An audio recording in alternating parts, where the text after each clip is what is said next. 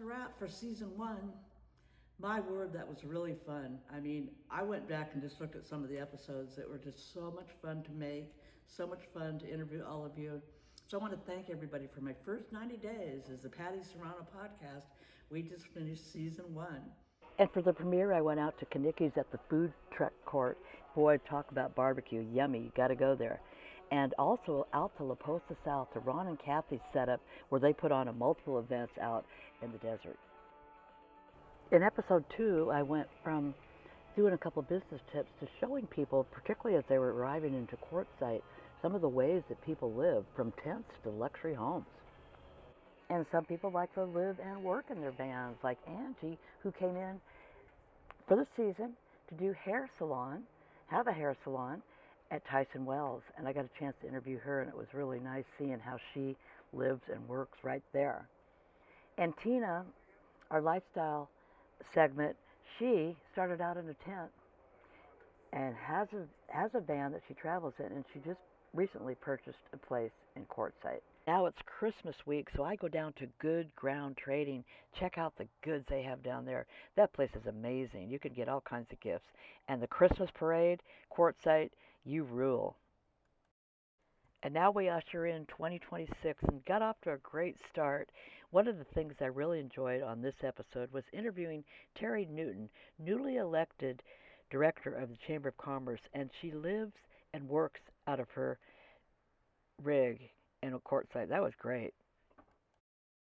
And I don't have a favorite episode, but boy, interviewing Kirk down at Sunset Sheds of Arizona on the corner of Main and Central, boy, he's got a really great story, and he took me a tour of the property. It was great.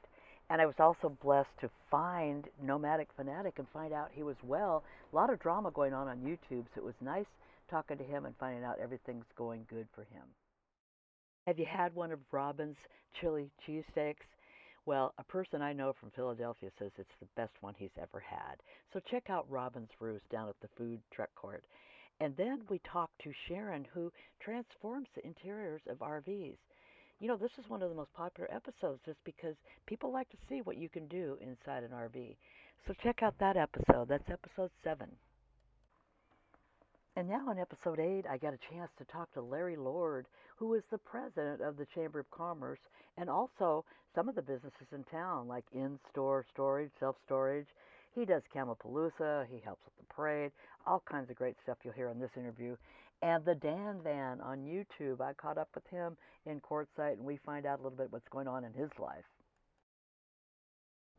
And now I'm back in California, and I got a chance to talk to Joyce from Sunset Souls, amazing creator of wonderful jewelry, and Stacy, who was traveling through in her lifestyle. And while I was in Oceanside, I took advantage of getting an interview with Dr. Peggy. She's the one that transformed my smile and got rid of that gap in between my teeth. And also, while I was there, it was really interesting to let you know what it's like to live in a hotel for about a month. Best Western of Carlsbad by the Sea was great. I was so excited to get back to Quartzsite for Friday Night Bites. What a great concept to have all the trucks and the vendors in their food trucks open while music is playing in the courtyard. And I got a chance to listen to the Highway Drifters, who in that episode I actually get to interview. What an amazing lifestyle they have. Be sure and check that episode out. That's episode 11. Yeah, there was good food at Friday Night Bites, but boy, that chili cook-off the next day, let me tell you, it was really fun going there, watching all the different makers of some great chili, and the aroma was amazing. While I was there, I was able to interview Russ from RVer TV and Randy from CB Travels. So that was a fun episode. Be sure and check it out. And for the season finale, I got a chance to go back to Oceanside and go to the iconic Nautical Bean, which is right at the Oceanside Harbor. It was amazing to touch base with John Alvarez, who has built this amazing coffee house. And also, while I was there, I got a chance to go to an art colony that's Dear Tomorrow. What a unbelievable name, deartomorrow.com. See what all the artists are doing in Oceanside. I wanted to thank everybody just for a moment on the wrap here for season 1. You all showed up on time. You all did a great job on your interviews. I literally had so much fun. Please subscribe, leave a little comment, like it, do all the things you know that YouTubers do. I'm just getting into it. In my 80th year, I'm having a blast. And so thank you once again. I literally cannot thank you enough.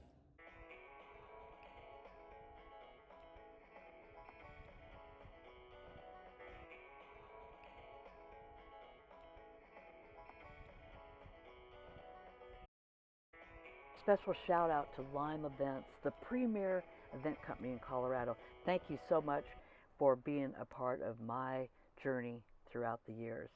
And thank you all that purchased some of the merch off our merch page. The link is down in descriptions. Check that out also. And also a special shout out to Bob Wells for featuring me in his program that launched hundreds of subscribers to my channel. Thank you so much, Bob. And we'll see you all on the next season.